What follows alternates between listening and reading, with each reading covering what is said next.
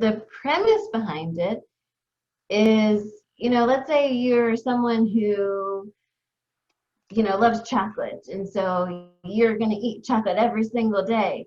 Well, after a while, that excitement over the chocolate kind of goes away if you're able to have it every day.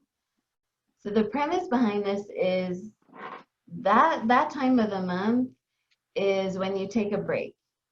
You don't focus on the physicality of your marriage, because it's done in marriage. You focus more on really building that relationship in other ways. And everyone that I had spoken with before getting married that practices this process, it's the Nita period, that's what it's called, has told me that it was the best thing that they could do for their marriage. Really? It really forced them to communicate with each other. It forced them to be able to develop a relationship that wasn't just physical, that they were able to enjoy each other's company in all these other ways, and talking, and because you're not even supposed to hold hands and these things. So you have to find all these non-physical ways of really connecting with each other. So wow. So that was something I learned. Wow. And I'm really appreciate you explaining the premise of it, because there are a lot of people who have heard of something about, religious people, they can't have sex when the girl has their period. That's how they say it. Right. I don't know if they say it like I do, but that's and they think, because, and then right away I've heard people say this, what, the girl's not clean? And no, there's actually a whole different reason behind it. Actually, a really beautiful reason. If anyone wants to look online and research more into it, I think you'd be really amazed. And like you said, you build on another aspect of your marriage. And a big thing in Judaism, they say shalom bayis, and that's peace in the home. And there's so many ways to build in that. Thank you for clarifying that. Yeah, it's my pleasure. Like I said, that's definitely something that I learned in my relationship with my husband. And, before we got married, I actually learned about that. But then, there's only so much you can learn about it until you're actually putting it into practice, right?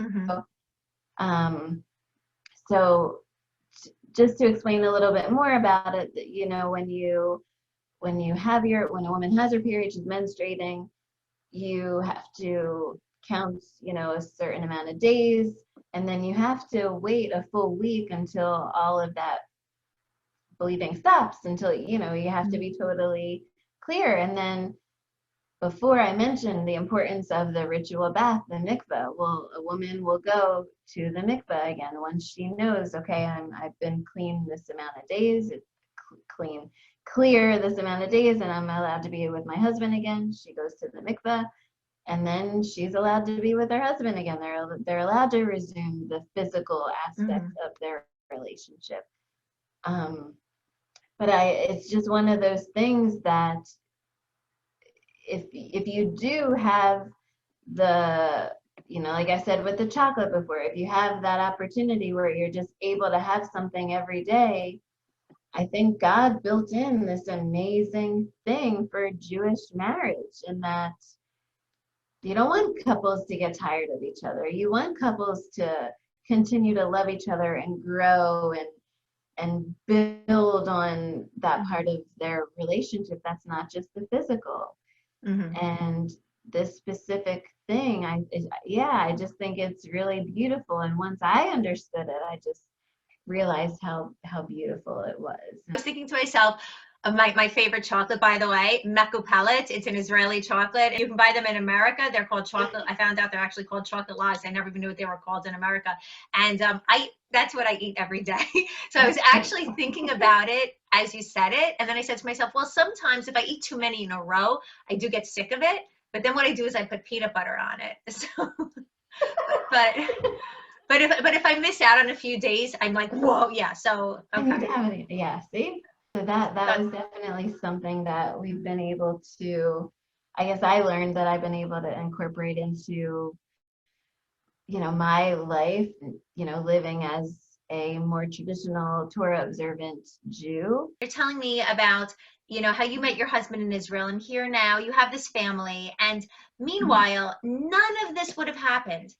You thinking about moving to Israel, you moving to Israel, everything, had your grandfather not taking on this whole journey where he reaffirms his Judaism and it says to himself, I'm going to totally go into this. This isn't going to be, okay, I'll learn a little bit about Judaism and that's that. No, I'm going to read every book I can. I'm going to teach myself Hebrew. I'm going to become a rabbi.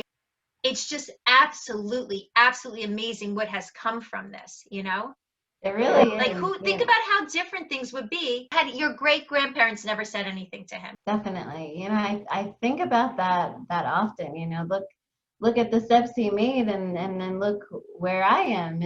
And then I think of my mom also. I mean, the steps she took to go through conversion. And, if it wasn't for her also that, I might not be where I am today.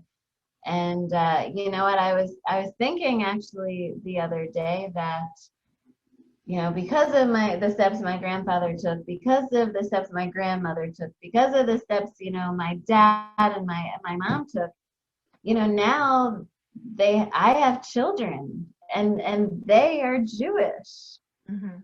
And no one can take that away from them. And it's just amazing that, as Jews, we really pride ourselves on that continuity and that connection of us to this, 3,000-year history that we have going all the way back, to Avraham Avinu and Sarah, Abraham and Sarah, and that you're a link in that chain.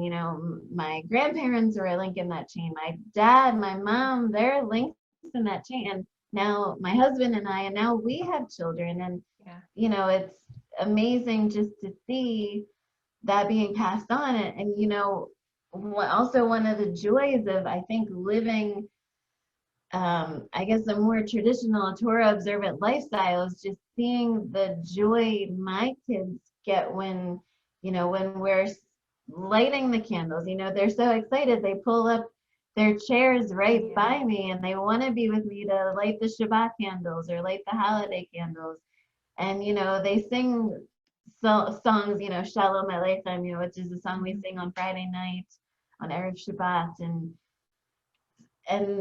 right now with my daughter, we're just starting to really dive into the alphabet. And so she'll see letters and she'll say, oh, I know what letter that is.